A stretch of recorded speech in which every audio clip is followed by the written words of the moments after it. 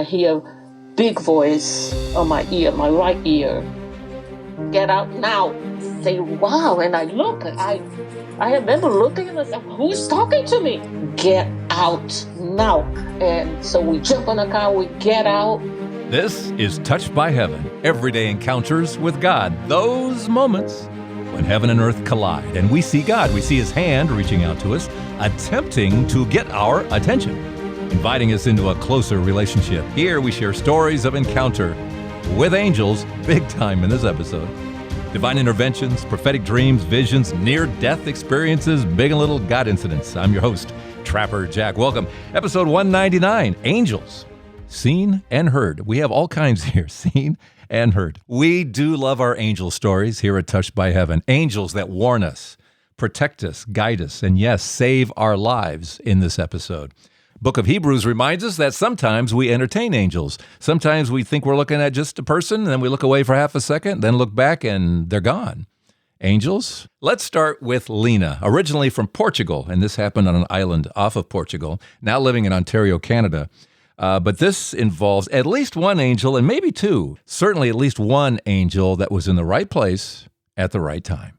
Well, I've had, through my life, I've had lots of different experiences. I was 6 years old, and we had a huge kitchen, so I was lying on the floor coloring on a coloring book, and we had a maid. Okay, everybody in those days had one. I don't know, maybe just us, I don't know, but I only saw them on television. We didn't have one. So every household on television somehow had a maid, but congratulations, you were a TV sitcom family. I guess it was probably 1968, 1969. It was in Portugal, so it wasn't here. Oh, there you go.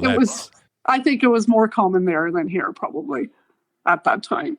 But I was coloring. I was lying on the floor coloring, and she was making French toast. When she turned, her sweater caught the handle of the frying pan, and it landed on me.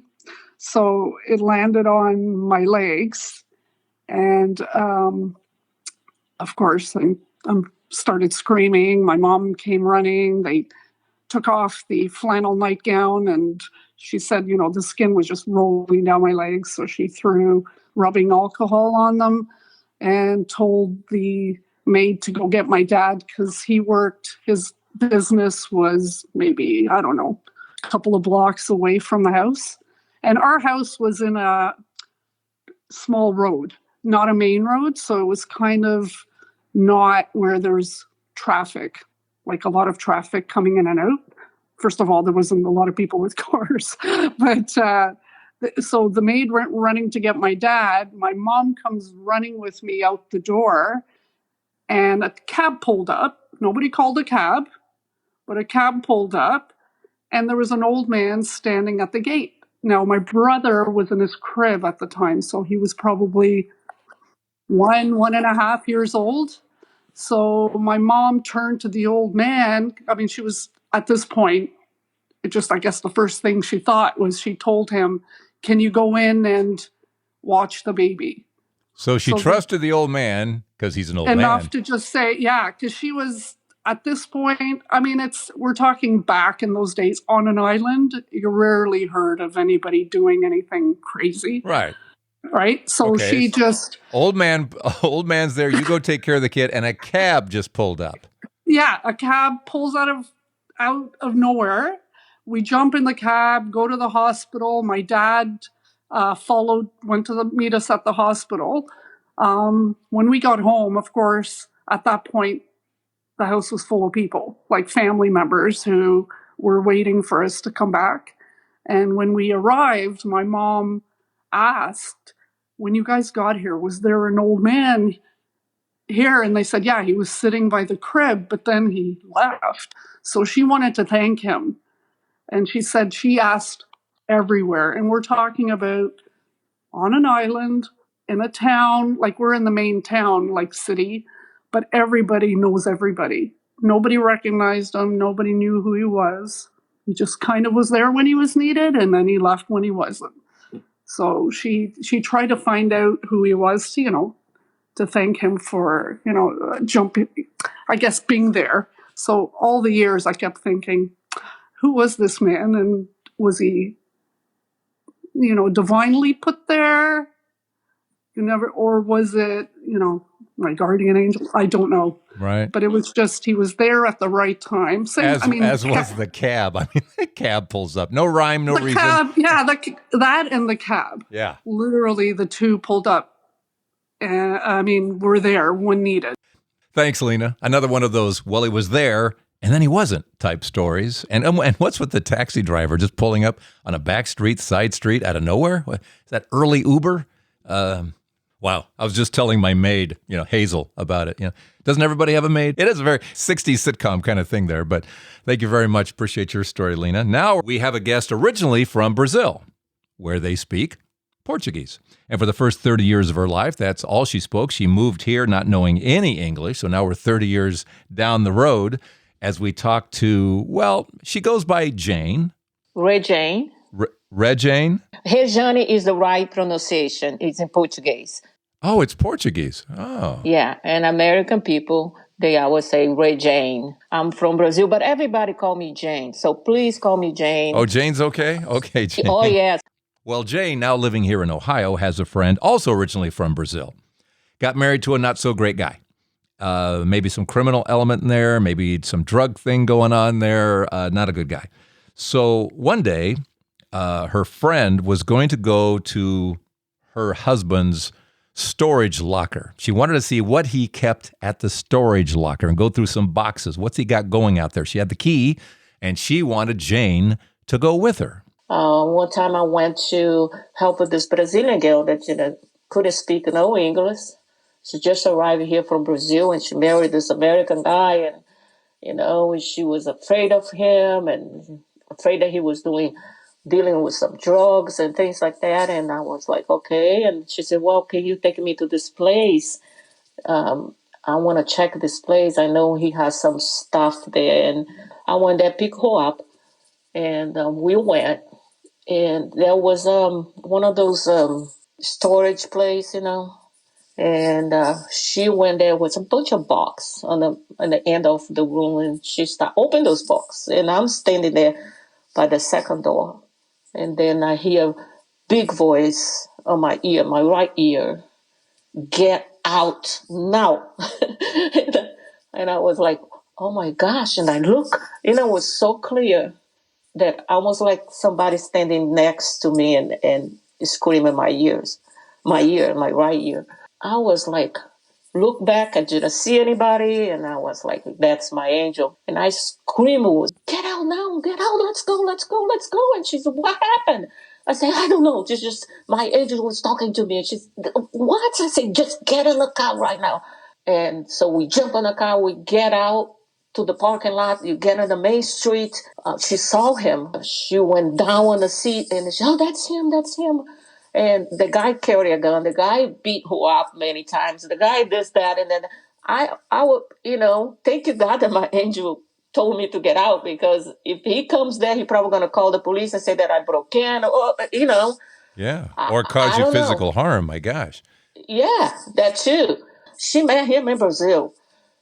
And he was using her name to open business. So I thought, wow, I better get more close to my angel, get to know him better, because a situation like that, he will save me. But it was in your right ear, loud and clear, right get ear. Out. Yeah, get out now. I'm talking so you can listen to me. Get out now. And I say, wow. And I look, I remember looking and I said, who's talking to me? I start to see a lot of feathers and pennies. The pennies will be new as can be, and imagery on the sky, like an angel or cross or Mary. Every day was something. Okay, so you're seeing it all around you, whether it's finding pennies and dimes or the clouds are in formation. I have a box of feathers that I collect and pennies. Of what? Petals? What'd you say? No, feathers. Feathers. Oh, we've talked about feathers. Yeah, we've talked about feathers. Oh, yeah. And I found those feathers that you can say, no, this is not, in a very strange place. like next my seat when I go drive, or I go pick up my jacket that was sitting there, things like that. What kind of feathers do you get? White feathers, and they are very similar to each other. So I know by the time I look, when I put my eyes, and I know it was from him. So one day I talked to him in my prayers, and I say, listen, I know, all those feathers, and I appreciate all that, but are you really, what I really want, Angel? No, I really want it. You're not going to believe what I really want to see it. I want to see you. I really want to see you. That's my prayer, and it's going to be my prayer forever. I really want to see you. And and I was praying and praying for months and months. The only thing I asked him was to see him. I want to see you. It's nice to have those feathers. I know you're around. There's no doubt in my mind that you're around, but I want to see you. So I'm going every day to Mass. And one day, right there was a bunch of people. And I know this church because I go every day. I know everybody. I know exactly where everybody sits. I know if it is somebody's new there because I haven't seen, So the Mass is done. So I'm trying to pass those people. They are standing there, talk to each other, talk to the priest. So this guy come in. Nowhere. I just saw him coming toward me. And he comes in, short guy, not big, no muscles, normal guy. I mean, you can see on the street. I mean, normal as can be, kind of bald on the head, a little bit on the side, had the hair, just a few. Gray sweater, a gray pants, no white. He was not in white. He was in gray, very light gray. Not like a dark kind of go to the black. No, it was a very light gray. And he comes and stands in front of me, and very soft voice, he say to me, I just want to let you know the way you approach to the communion, it's very nice. The way you approach communion, he said. Yeah. It's very nice, or complimented you. Yes. And I say, and then I kind of jump and I say, yeah. I do the Psalm 23. I say, I do Psalm 23. I lift up my cup of salvation, call your name, Lord Jesus, and you save me. In my cup overflow, and my heart is so full of joy to be here. And so I said, okay, thank you. As soon as I get out in front of him, and I think, how he knows that? When it hit me, that could have been my angel, and I look back, he was gone. It hit me like, how he know? And I look and I couldn't find him. I went to the front door to see if I can find him. Gone, completely gone. And every day before Mass, I was standing there to see if I can find the guy. And I said, that's him. I've been asking to see him. And he show up like the only way I can tell that was him is because nobody knew the words I say. Yeah, and it's not like you'd had a conversation about this. It's just, I like the way you approach communion. I never told even my husband or my son, nothing. Yeah, that's nice. And I think he kind of blanked you a little bit, so you didn't question it until after you walked past him, and then it's like, wait a minute, how does he know that? Bam. Yes. Yeah. It was unbelievable. And I came home and for many, many days, and I said, thank you. I finally saw you. And everything I asked for him, he's right there. He does. They must have fun in the costume room. When they do become one of us, when we entertain angels, as the book of Hebrews says, it's like, okay, I think I'll put on the slightly balding gray outfit. And, I think it's funny. It's funny. Yeah, it was amazing. I missed that. And now my prayer is like, hey, I missed to see you. How about you come again? Come back. I want to, the next time I told him next time I'm going to jump and hug you and kiss you. And I don't think he wanted me to do that. I'll be screaming, say, hey, this is my angel. Yay. Yeah, that's it. Well, the joy that is Jane. You are joyful Jane. It's so easy to see that he is here and everything. The flowers and the sky and the sun and the moon and the stars. I mean, he's everywhere. He's inside of you too. You just have to open up your heart. So that's it. And I'm so happy that I talked to you, and I hope my testimony is going to be, lift somebody up, to have faith, to give to God all your problems, because He's bigger than any situation that you can get yourself in. He can fix, He can transform your life and give the salvation you need. That's my story. And you're sticking to it. Yes, I am. And I'm going to keep looking for every day for more stories, because your stories are perfect and so inspire for everybody. Thanks, Jane. Joyful Jane here on Touched by Heaven, everyday encounters with God. Sometimes we entertain angels. They dress in gray and are balding in some cases. I mean, what stranger would walk up to anybody and say, love the way you prepare for communion, and then what? Gone. Just a little quick little message from her angel there. And is that the same angel? We assume so, that in her right ear said, get out now. A warning, protection, maybe life-saving. I don't know, but that's a good angel there. You got a good angel, Jane. Thank you so much for your story. All right, so in our next story, I tell you, we are international. Are you ready for another accent? Well, I am. I'm from Houston. Yeah? I lived in Montana. I lived in Arizona. Yeah, you don't sound like you're from Montana. No, I'm not from Montana. I love the area. But... Oh, it's beautiful. Yeah. This is Charles, and he too has kind of his own version of an angel that has no problem warning him, redirecting him, and getting him away from places he shouldn't be. Yeah. Through my younger years, I was still partying and stuff like that. I got to a point where I was really down in my life. And I'm like, you know what? If there's a real God, I want you to show me. And that's when he says, okay, I will show you. And so in that time, he started progressively getting more and more active in my life. If I was at a party or something like that, I'd hear this voice in the background saying, you need to leave, and I'm like, okay, why? It doesn't matter. Just leave, and it would make me come to a point where I would just feel uneasy being at the place I was at, and I would leave.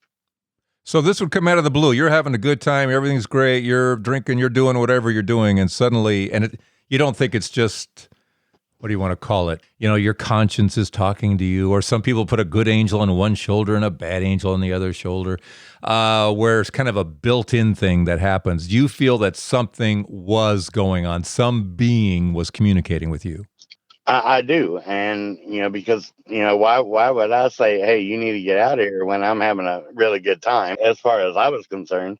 And so I would end up leaving and come to find out that the party got crashed or the cops came and everybody got busted or what have you, But this has happened several times in my life, to where I decided, I'm going to give my life to the Lord and get baptized for real this time. I did it like 3 times before and I didn't know why. You know what I mean?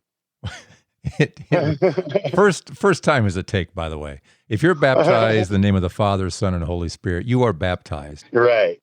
And this was an angelic encounter here. When I was driving up to the gas station, that same voice told me, you're going to meet somebody that's going to need some help.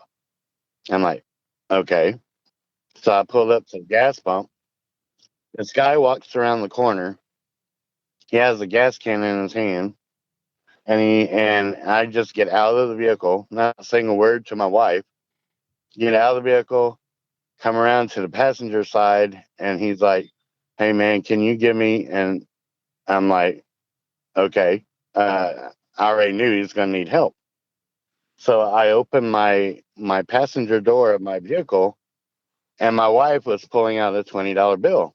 I'm like, yeah, that's it. And I grabbed it, and I handed it to him. He walks around the corner, and disappears. I don't see him anymore.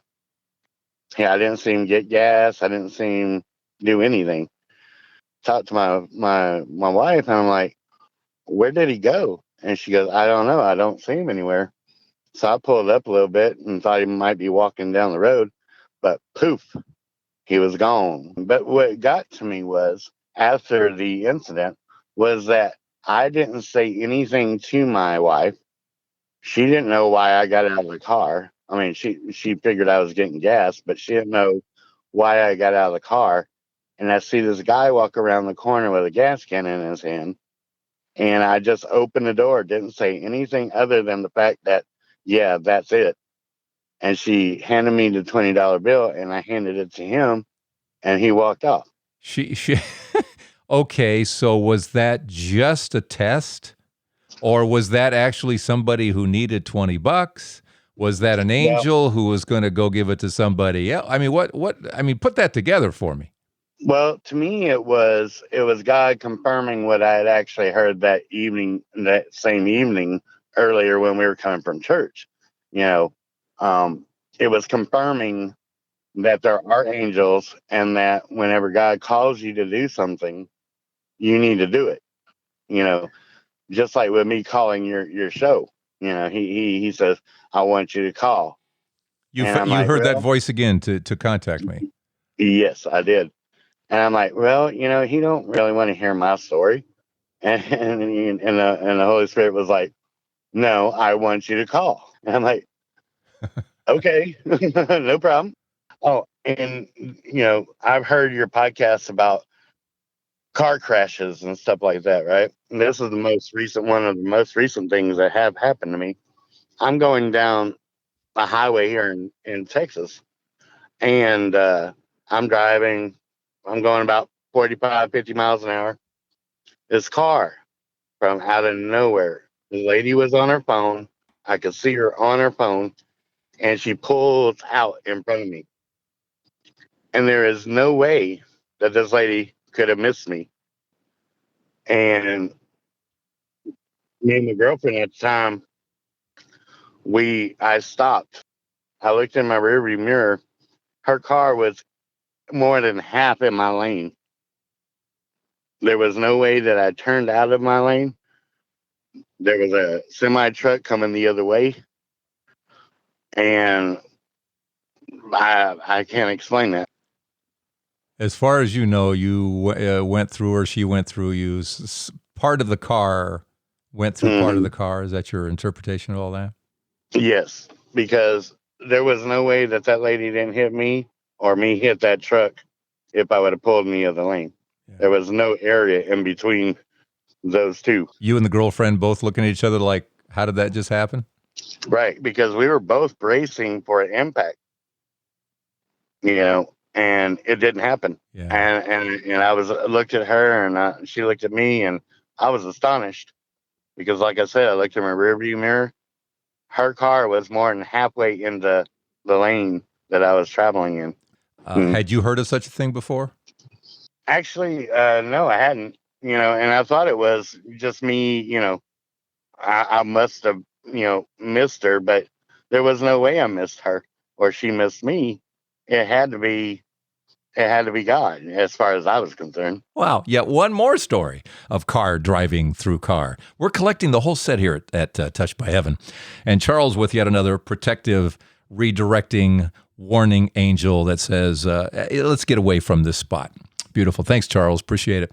Let's pause right about here, shall we? We've got one more great story. This is a life-saving angel story, truly life-saving, in just a moment here. But we want to do a quick pause here, quick Patreon shout out to Carolyn. Thank you, Carolyn. Carolyn Schwartz from the last episode of Touched by Heaven, who has now joined our Patreon family and supporting us and keeping this all going. If you'd like to do the same, you can come here to episode 199 or go to patreon.com and search for Trapper Jack. And thank you so much for listening, for finding us however you did. And many of you through angel stories. A lot of people are looking for angel stories and find this podcast. So however you found us, we thank you. And we thank you for your support through patreon.com. All right, let's get back now. Oh, to Tina. Hi, this is Tina. Maybe it is. How do I know if you're telling the truth? You sound just like your podcast. Could be. There might be a reason for that. All right. Well, very good. I'm glad you reached out. You've had an interesting life, it looks like. Yeah, haven't we all? Haven't we all? My father figure wasn't the best at all. And so, they talk about God as the father and like, well, if he's like my father, that's not good. He's mean and criticizing and disciplinarian. And do you want me to tell the whole thing in a nutshell or what? Do you have a nutshell? So my family, there's just a lot. There's a variety of abuse. There's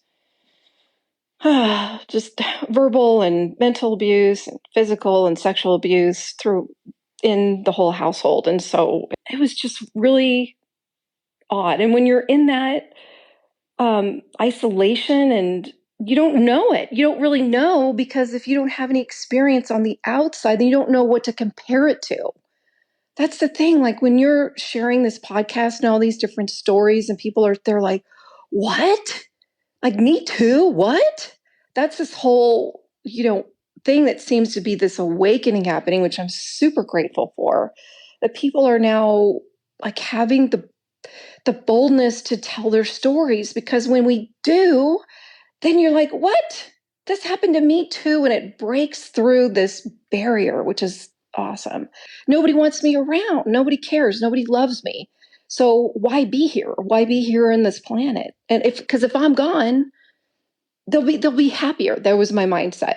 So at 16, I tried to hang myself in the garage. Well, the rope broke. And I just thought, well, I guess I just don't know how to tie a strong enough knot. And I didn't really think too much of it. Very distraught. And then, and I was told when I was 18, well, my mother had said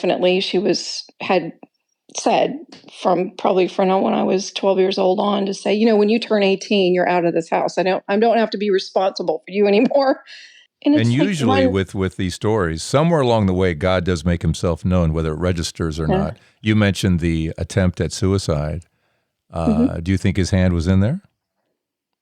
Oh, yeah, for sure. I mean, looking back at it. Yeah. Is there any reason why that knot should have broken, or whatever broke? I mean, no, because I do things. When I do construction and build things and whatnot, I'm kind of a handy gal. So when I do things, I do it to it built like a bomb shelter. I mean, I build stuff that it's not going to break down or whatnot. So no, I did it to where it wasn't gonna break.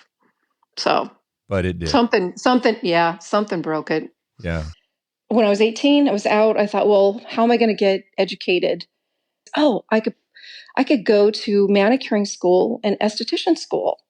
And I had the money to be able to put myself through that. So met this guy, and he just kind of swept me off my feet and said, I'll take care of you. I mean, anything I wanted. It was like, he says, oh, what do you want for Christmas? I'm like, it's 6 months away. I don't know. I said, maybe a long leather coat or something. Well, the next day I'd have like a long leather coat in this box waiting for me. It's like very seductive, right? Because he's wanting to take care of me. He's giving me whatever I want. I had never had that. I'd never had that sort of like, oh, well, somebody who cares, wants to take care of me. This is great. He said, well, let's get married. I'm thinking, okay, whatever. I didn't really love the guy, but I thought, well, this is just my lot in life, I guess. And he had a house that was in a different city. And he said, why don't you move in with me? Why don't you move in with me? You save money. Yeah, okay, well, that makes sense. Again, it was one of these things. Looking back at it, it's that grooming thing. It's like it's isolating you from your friends, isolating you from your family. It's that being in that abuse, that victim mentality of mindset, where you don't know it when you're in it until you get out of it. And you're like, oh my gosh, I was so blinded. That's why some people think, oh, how can these people be so stupid to fall for this guy or this person who is like, oh, we could see that from a mile away. Well, guess what? If you don't come from a healthy background, you don't know. I have so much empathy for people who get sucked into these cults or these other just men who take advantage of women, and I get mad at people for judging, because it's like, you don't know how your mind is just not clear, and so I got sucked into this thing. Well, and like you say, finally someone was showing you attention. Oh my gosh. And you're craving it. You're craving somebody, please like me. Please. Yeah. And take care of me. Please take care of me and like me and provide for me. And yes, it was everything that I wanted. So then moving in, and then all of a sudden he's like, "Oh, I want to show you something." And I'm like, "What?" So then he starts showing me pornography. I'm like, no. I'm not doing. My dad has a pornography. There's pornography in our house. It was not hidden. They have wallpaper that has naked women on it. My parents didn't think anything of it. I'm like, this, I know as a kid, this is wrong. Then he showed me another video he taped his neighbor, single mom. She was in the shower, and I thought, oh my gosh. What am I doing? What am I into? How did he get that? What did he do? He said, well, watch this. She wants me to videotape her. That's why she left the blinds open. I'm thinking, oh my gosh, you are so delusional. You are crazy. I thought, where am I going to go? I don't have my apartment anymore. I don't have friends. What am I going to do? I didn't have a relationship with my parents. They didn't want to have anything to do with me. And, we're going to get married. My dress is being made. The invitations have been sent out. There's money put down on the venue and all this stuff. And my back seized up.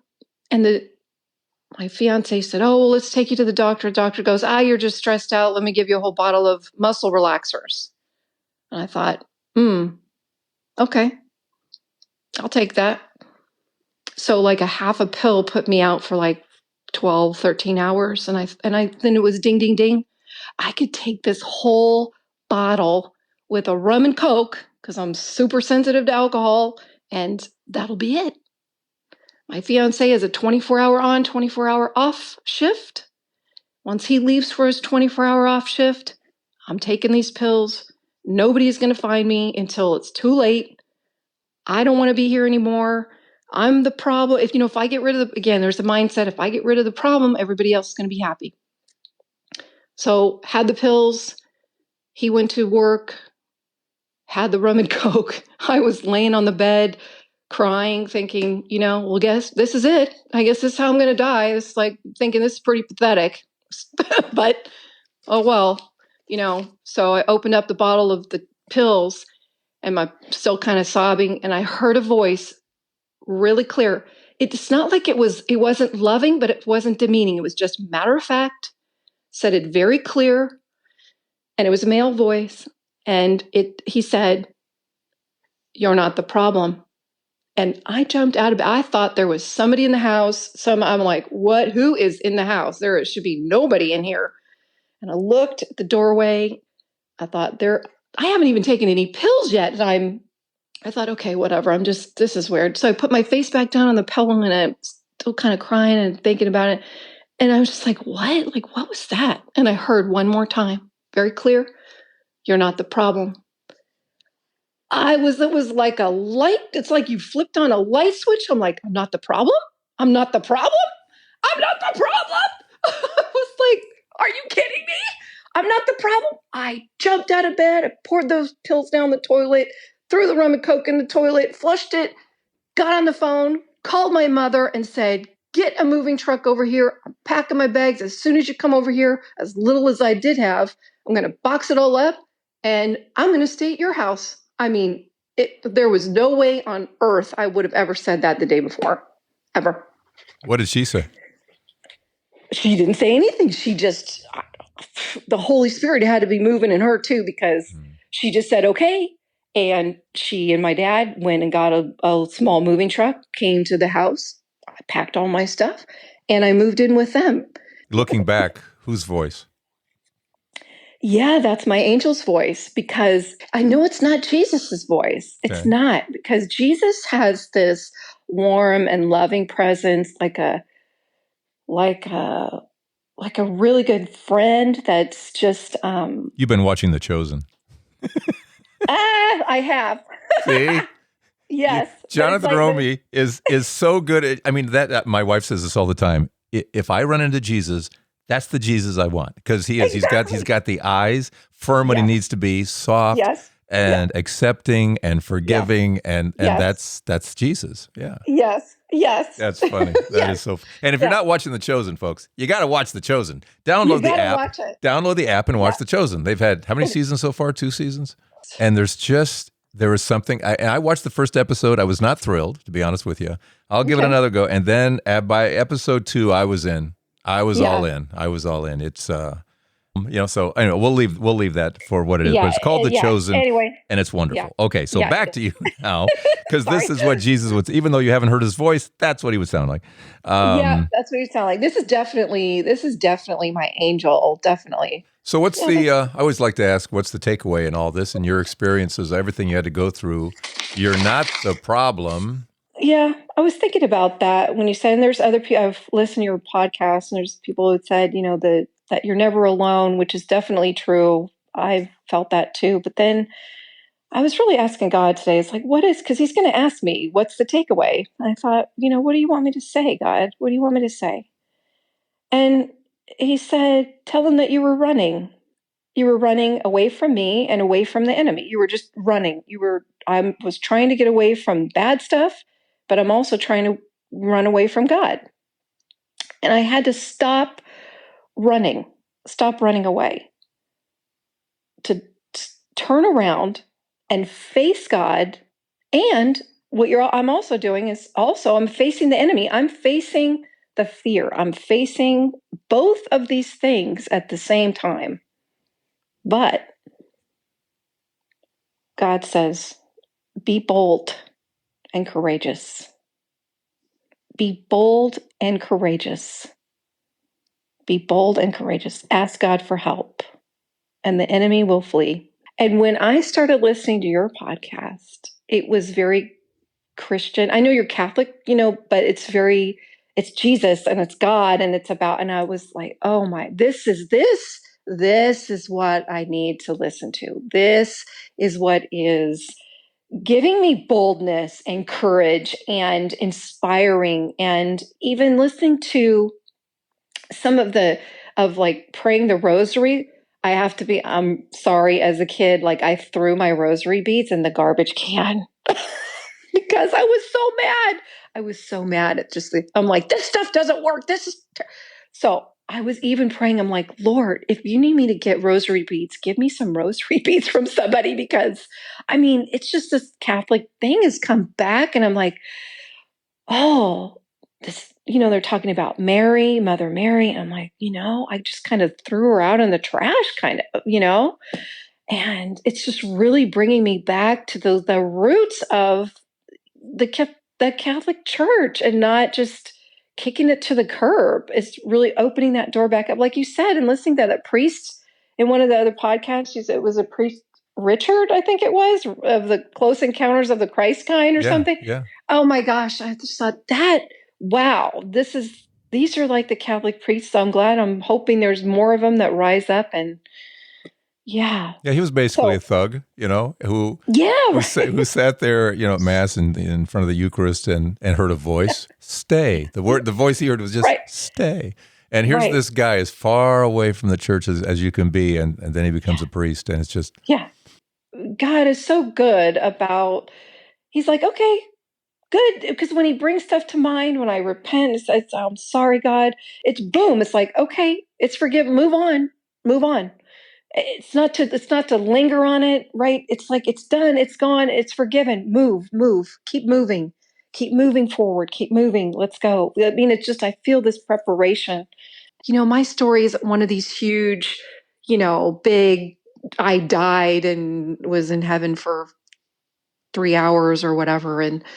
But you have all these other stories that are so important too. Even their smallness is still huge, because it's very encouraging. And it's like God is showing up in little places and big places. You don't have to die and come back to experience God's love, or that he's been with you. Yeah. Yeah, well, thank you. Thank you for listening, and thank you for caring that even in the small stories, there's a big impact. Amen. Thanks, Tina, to you and your angel.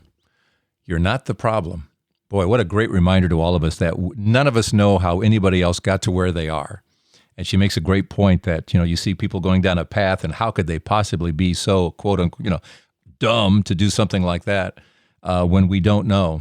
We're all searching for love, sometimes in the wrong places, but sometimes we just don't know. So that's a great insight in this episode. So thank you so much, Tina. My thanks also, of course, to Lena, Charles, and Jane for bringing their angels into this episode for these moments of warning, protection, guidance, direction, and yes, life-saving angels. And you have yours with you right now, and never forget it, that they're right there. So a quick hi to your angel, okay? And thank you so much. What's your story? Come here to touchedbyheaven.net and contact me there. Thank you for your support through Patreon at patreon.com. Love to get your story. Love to have you on real soon here on Touched by Heaven. Everyday encounters with God. I'm Trapper Jack, and I think we all have a new motto. I think we do. Let's see. What is our new motto? I'm not the problem.